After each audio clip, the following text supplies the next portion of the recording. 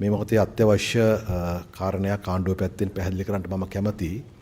ඊයේ රාත්‍රියේ සිට සමහර තැන්වල වාර්තා වුණා මේ ඉරානය සහ ඊශ්‍රායලය අතර පවතින මේ යුදමය ගැටුම නිසා ලංකාවේ තෙල් හිඟයක් මතුවීමේ අවධානමක් තිබෙනවද කියලා. විශේෂයෙන්ම මේ සමාජ මාධ්‍යවල සංසරණ වූ ප්‍රවෘත්තියක් නිසා සමහර ප්‍රදේශවල ජනතාව කලබල වෙලා අනවශ්‍ය විදිහට තෙල් පෝලිං වල රැඳෙන්න පටන් අරගෙන තියෙනවා.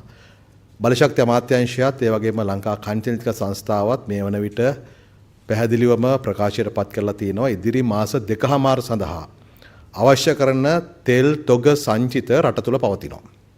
ඒ නිසා කිසියකට බිය යුතු නැහැ. දැනටමත් ඒ තෙල් තොග ගබඩා අපි සතුව පවතිනවා මාස 2කමාරක් සඳහා. යනුව බොර තෙල් මෙට්‍රික් ටොන් 1,60,000ක් ගබඩා කරලා තියෙනවා. මේ මාස අග වෙන විට තව සති දෙකකින් තවත් මෙට්‍රික් ටොන් 90,000ක් බොර තෙල් ලැබීමට නියමිතයි. දීර්ඝකාලීන ගිවිසුම් යටතේ තවත් බොර තෙල් නැව් 4ක් ඇනෝම් කරලා තිබෙන්නේ.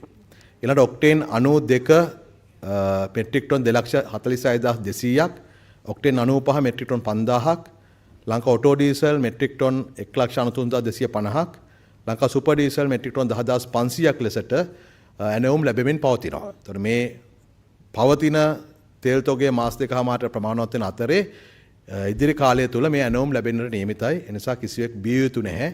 අනවශ්‍ය ලෙස තෙල් අරගෙන ගිහිල්ලා ගබඩා කරගත යුතු නැහැ ගෙවල් වල. අවශ්‍ය තෙල් තොග සැපයීමට රාජ්‍ය කටයුතු කරමින් පවතිනවා. ඒ පණිවිඩය මම ඉස්සෙල්ලාම කියන්න කැමතියි. අර පැනික් වෙලා පෝලිං වල ඉඳලා තෙල් ගහගෙන අනවශ්‍ය කරදරයකට සමාජයක් යොමු කරන්න එපා කියන එක. ඊයේ කැබිනට් මණ්ඩලය සම්මත කරපු පළවෙනි යෝජනාව නාගරික